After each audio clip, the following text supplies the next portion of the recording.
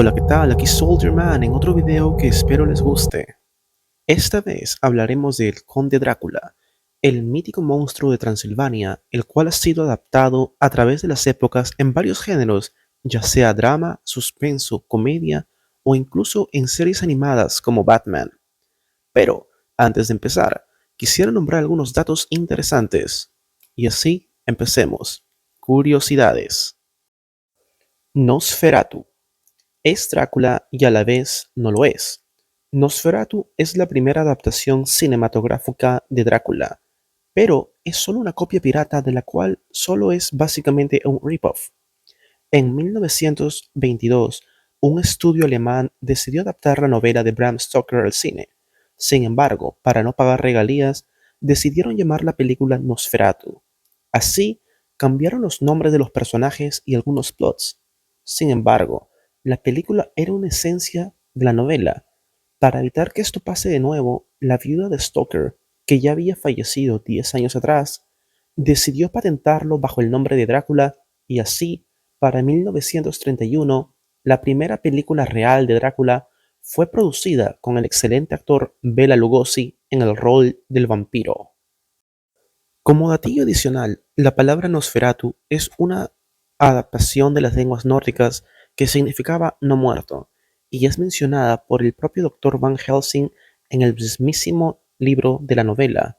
De ahí que la versión pirata de la película se llamara Nosferatu era ya la cereza del pastel. No es el primer vampiro. Drácula es considerado por muchos como el vampiro original o el primer vampiro. Sin embargo, la historia de los vampiros es mucho más antigua que la novela, la cual recién solo fue hecha en 1897. De hecho, hace 800 años antes de la publicación de la novela, estas criaturas nocturnas ya eran parte del folclore de la cultura eslávica, mucho antes de la llegada del cristianismo. Tanto así que Bram Stoker se inspiró en un par de novelas de vampiros para su propia obra. Mal entendidos. En aquellos tiempos antiguos, los conocimientos sobre la ciencia eran rudimentarios, por así decirlo, y había mucha desinformación sobre las enfermedades y condiciones médicas, como por ejemplo la rabia y la descomposición. Algunos cadáveres tienden a tener un pequeño sangrado en la nariz o la boca, dando la apariencia de que el cadáver se ha alimentado de alguien. Por tal motivo, diferentes rituales empezaron a aparecer, como poner ajos en los ataúdes o darles estacadas en el pecho antes de enterrarlos. En algunas situaciones incluso les prendían fuego y luego los enterraban. Características de los primeros vampiros. La descripción de ellos era de personas con dientes grandes y sobresalientes, unas afiladas garras y un aspecto inhumano y aterrador a simple vista. Sin embargo, la adaptación de Drácula al teatro y al cine creó una generación de vampiros más refinados y cultos. La identidad de Drácula. Pese a que se tiene entendido que Drácula está basado en Vlad Tepes, el famoso empalador, lo cierto es que no se dice explícitamente en la novela, más por la época y el lugar y las referencias, se da a entender de que sí se trataba de él o de algún descendiente de Atila el Uno, el bárbaro que saqueó Roma. Lo cierto es que Stoker pudo obtener información de diferentes medios o formas de inspiración. Vlad Tepes III tenía el título de Draculea, que significaba hijo del dragón o del diablo. Es de ahí que Stoker probablemente se inspiró. Y ahora sí, empezaremos con el tema del día. ¿Quién es Drácula? Hay muchas adaptaciones del Conde Drácula y vamos a intentar consolidar el punto en común que tienen ellas, partiendo por supuesto de la novela original. Para evitar los problemas, la identidad de Drácula será basada en Vlad Tepes y así tener un punto inicial de partida. La novela. Pese a que es el material original, no nos da una respuesta directa, sino solo especulaciones de cómo Vlad Tepes era una persona aficionada al estudio de la magia negra y de cómo así logra contactar y hacer un pacto con el diablo, el cual le dio sus poderes e inmortalidad. Entre sus poderes más significativos se encuentra la fuerza sobrehumana, cambio de forma a los animales que quiera, siendo de preferencia el lobo por algún motivo, convertirse y viajar en forma de niebla y por supuesto poder transformarse en monstruo y murciélagos. Además, posee la habilidad de hipnotizar a sus víctimas y doblegar su voluntad. Estos poderes o habilidades siempre han sido la base en cualquiera de las adaptaciones al cine o incluso videojuegos.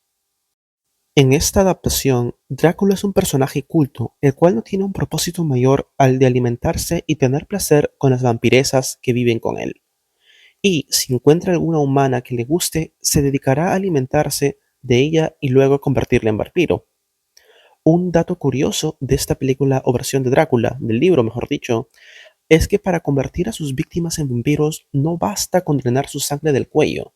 Las víctimas también tienen que tomar la sangre de Drácula para que el pacto se concluya. De lo contrario, la víctima no se convertirá en vampiro. Hay una adaptación cinematográfica conocida como Drácula de Bram Stoker de 1992, la cual es la más acercada a la novela original. Sin embargo, el plot tiene diferencias y nos trata de dar un origen diferente al vampiro. En la versión cinematográfica de la adaptación de la novela, el conde Drácula originalmente era un soldado al servicio de la iglesia que luchó innumerables batallas junto a sus hombres contra los turcos. Sin embargo, en una de sus batallas más difíciles, sus enemigos enviaron una carta a su esposa diciendo que había perdido la vida y ella decidió arrojarse de una torre y suicidarse. Drácula, al regresar, se encontró con el cadáver de su esposa y culpó a Dios y a la iglesia de este acontecimiento, ya que, por todas las batallas que había logrado en nombre de la iglesia, consideraba que Dios lo estaba castigando en lugar de recompensarlo por todo el sacrificio que hizo. Así, decide clavar su espada en una cruz de piedra y ésta empieza a sangrar, por lo que Vlad decide beber su sangre. Lo más curioso de este hecho es que en la novela el diablo es el que convierte a Drácula en vampiro, mas la versión de la película es Dios quien lo hace. En esta versión, Drácula solo tiene un objetivo: buscar a la reencarnación de su amada y convertirla en vampiro. Sin embargo, como en muchas versiones, el Dr. Van Helsing logra detenerlo y asesinarlo. Drácula de Van Helsing. En esta película no nos dan mucho contexto sobre quién era, pero se nos da a entender que Drácula solía ser un humano y que fue asesinado por la mano izquierda de Dios. Ya muerto y en el infierno, logró de algún modo hacer un pacto con el diablo y resucitar. Esta vez, de vuelta en vida, solo tenía el objetivo de crear vida para así crear más vampiros, sus hijos. No se nos muestran muchas habilidades especiales, además de que puede transformarse en un monstruo formidable, más no invencible. De hecho, en esta versión es asesinado por Van Helsing cuando éste estaba convertido en hombre lobo. Pese a que la película es muy buena en efectos y combates, nunca me gustó la idea de un Van Helsing musculoso. A mi parecer, la primera adaptación cinematográfica de 1972 fue su mejor versión. En ella, Van Helsing era solo un hombre mayor, casi decrépito, pero con una voluntad de acero que Drácula no podía corromper. Pero, sin irnos mucho del tema y volviendo a Drácula, en esta versión también se nos muestra su galantería y buena presencia. Drácula 2000. Esta versión de Drácula es completamente distinta a las ya mencionadas, y pese a que hoy en día cuando se piensa en Drácula se recuerda la versión de Van Helsing o la de Drácula Untold, esta versión tiene un punto de origen muy distinto. En esta, Drácula no es nada menos que el mismísimo Judas Iscariote, el cual ha sido castigado por Dios por haber traicionado a su hijo y lo castiga y sentencia a una vida eterna en la tierra. En lo personal, me gusta este enfoque porque da sentido a por qué Drácula tiene miedo a los objetos sagrados y religiosos. Drácula Untold. Al igual que la película de 1992, aquí tenemos a un Vlad Tepes, el cual es conocido por su destreza y porque le gusta impalar a sus víctimas. La diferencia con la versión de 1992 es que en esta él busca el poder del vampiro para poder salvar a su pueblo. En esta versión no es el diablo ni Dios el que lo convierten, sino alguien conocido como el Maestro, el cual ha sido condenado a pasar la eternidad encerrado en una montaña hasta que encuentre a alguien digno de su poder, y así lo logra hacer con Drácula. A título personal, esta es mi película menos favorita, y no porque me parezca aburrida, sino porque le cambian la personalidad total a Drácula. Recordemos que en esta película The Vlad es un buen hombre, entre comillas, ya que tenía una fama inmensa por su dureza y crueldad en batalla, pero que haría lo necesario para salvar a su pueblo, convirtiéndose en una especie de antihéroe y haciendo lo que consideraba correcto pese a los sacrificios. Para mí eso va muy alejado de la identidad del personaje, ya que, si recordamos, Drácula por una gran parte de su vida como vampiro, en casi todas sus versiones, era una persona cruel y corrompida, ya sea porque se sintió traicionado o porque perdió a su mujer amada. Un dato curioso que quisiera mencionarles es que Drácula nunca tiene un final feliz, siempre termina siendo asesinado o encerrado. Solo hay una excepción muy reciente en la versión de Netflix, pero no les quiero dar spoilers.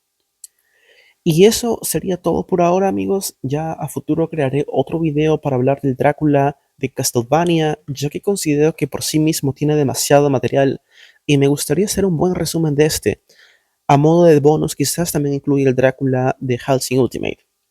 Si te gustó el video, por favor, no te olvides de darle like y compartir. Gracias.